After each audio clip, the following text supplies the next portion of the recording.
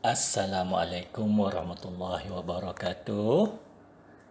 Selamat kembali ke sekolah anak-anak cikgu.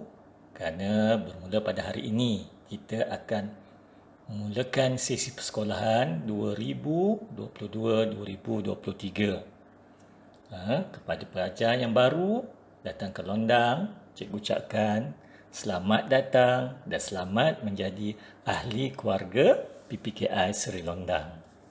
InsyaAllah anak-anak sekarang ni ditempatkan di kelas PPKI Cerdik. PPKI Cerdik dan cikgu telah diamanahkan untuk mengajar subjek pendidikan Islam. Okey anak-anak, mungkin dah lama cuti kan? Tak apalah. Dah cuti, yang penting cikgu doakan anak-anak cikgu dalam keadaan sihat walafiat, dan gembira bersama dengan keluarga. Jadi sepanjang tempoh 21 hari bulan Mac hingga 3 hari bulan April, PDPC kita akan dijalankan secara PDPR, iaitu pembelajaran dari rumah anak-anak ya. Selepas barulah kita bersemuka datang ke sekolah. InsyaAllah anak-anak, pada setiap hari persekolahan, cikgu-cikgu PPKI di Seri Londang ni akan mengantar tugasan, nota secara online untuk anak-anak. Jawab tau latihan cikgu hantar tu. Dan juga anak-anak, kalau tak faham, terus saja hubungi cikgu sama ada melalui talian telefon ataupun WhatsApp.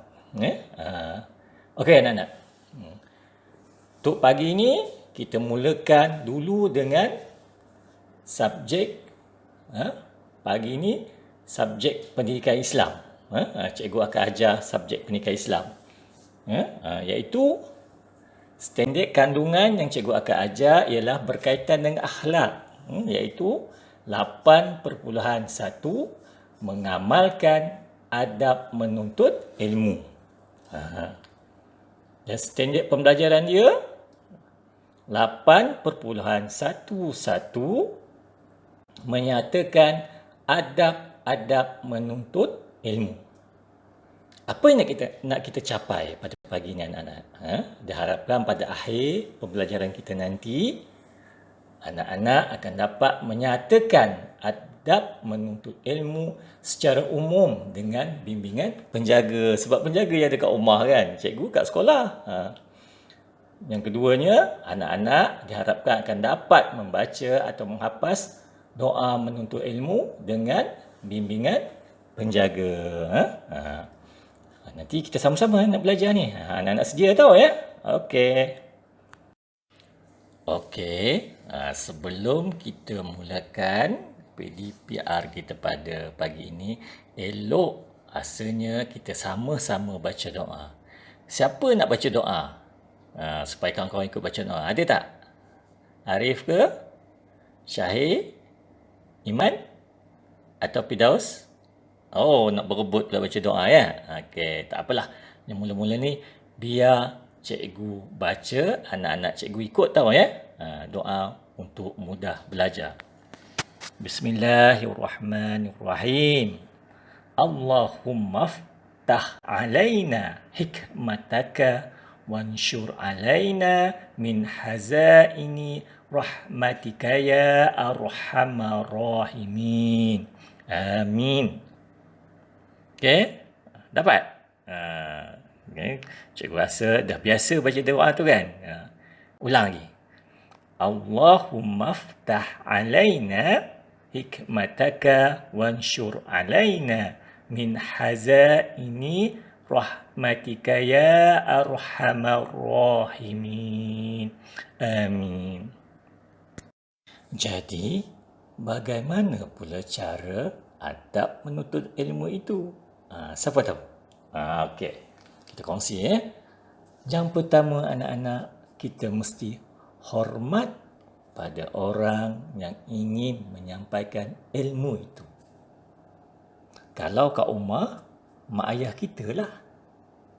yang mengasuh dan mendidik kita. Di sekolah pula, cikgu yang akan menyampaikan ilmu pada anak-anak.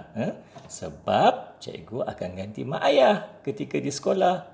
Jadi, tak bolehlah sebagaimana di rumah kita tak boleh bohong pada mak ayah, kita kena taat pada mak ayah. Maka di sekolah pun, anak-anak jangan cakap bohong pada cikgu dan juga tak mahu ikut kata cikgu atau arahan cikgu. Sebab cikgu ganti mak ayah.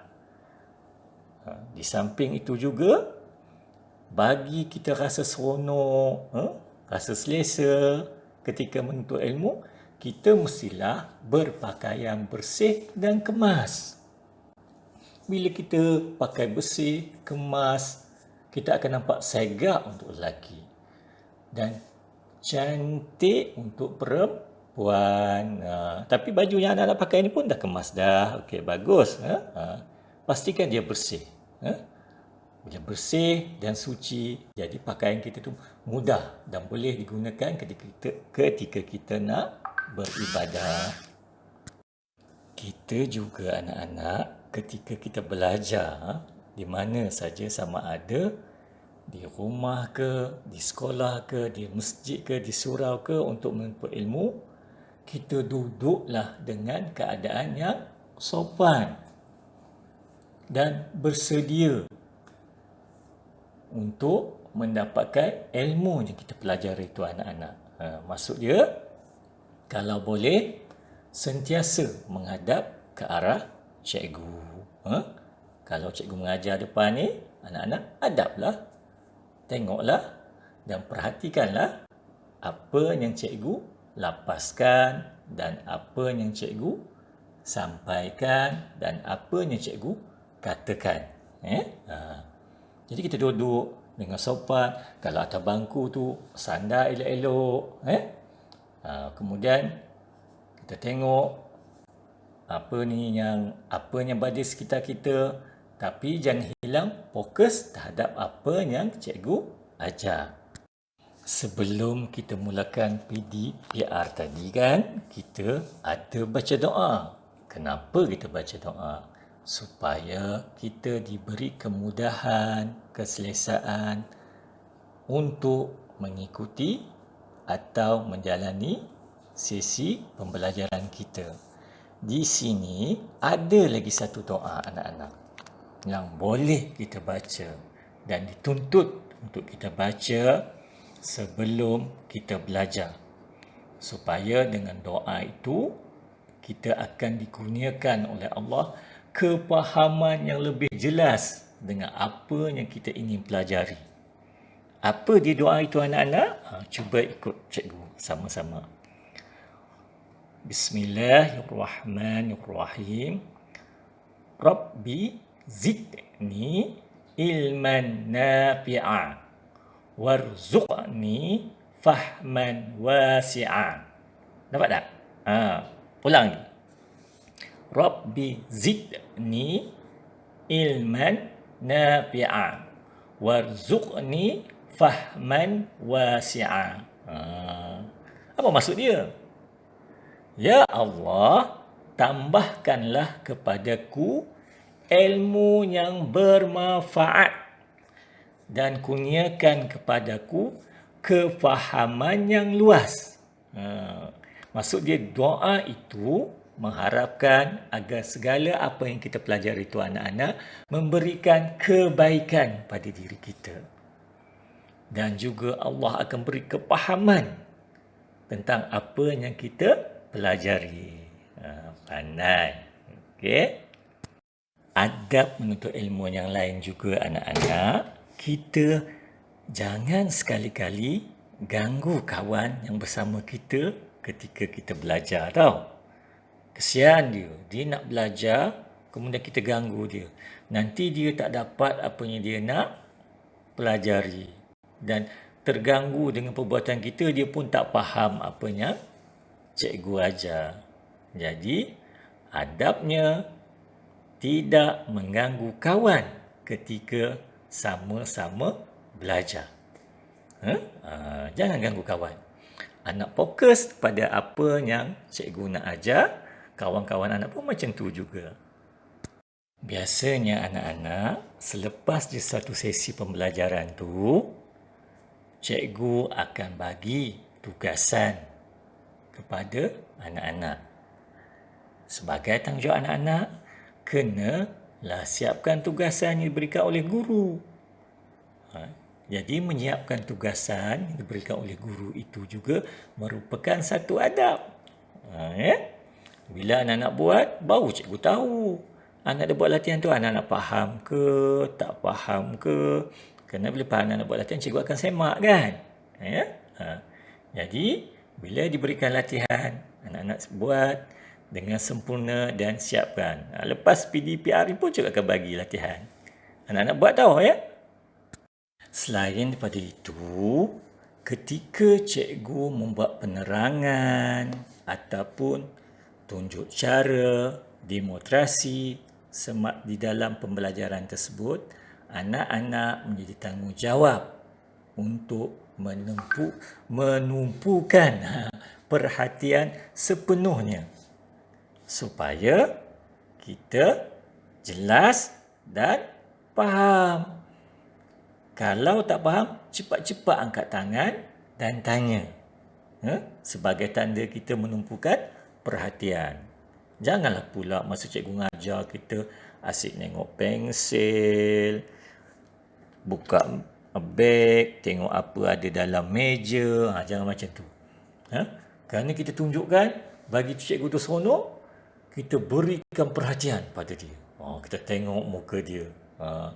Kemudian, kita senyum kat dia. Kita angguk. Tak faham? Angkat tangan. Jadi, adab dia ialah menumpukan perhatian terhadap apa yang cikgu sampaikan. Adab menuntut ilmu seterusnya ialah anak-anak paling penting. Supaya jangan buat bising ketika proses pembelajaran berlaku. Atau ganggu kawan. Usik kawan. Kerana bila kita buat macam tu, secara tak langsung, bukan saja kita tak dapat belajar, tak dapat faham apa cikgu sampai, habis kawan-kawan kita pun hilang fokus. Jadi, adab dia tidak berbuat bising. Sentiasalah berikan kerja sama. Kalau anak-anak rasa letih, angkat tangan minta minum air. Ataupun kita rasa tak lalu, biar jangan sampai kita mengganggu kawan kita nak belajar. Jangan buat bising tau ketika proses pembelajaran berlaku. Faham anak-anak ya? Okey anak-anak, semoga dengan apa yang kita perbincangkan tadi, kita akan sama-sama mendapat manfaat untuk kebaikan bersama. Untuk itu, marilah kita sama-sama jawab latihan yang cikgu telah sediakan. Seperti biasa, kalau ada masalah, terus saja hubungi cikgu sama ada melalui talian telefon atau WhatsApp. InsyaAllah, cikgu akan cuba bantu anak-anak untuk kita sama-sama menjalani PBDR pada hari ini. Sekian, terima kasih. Assalamualaikum.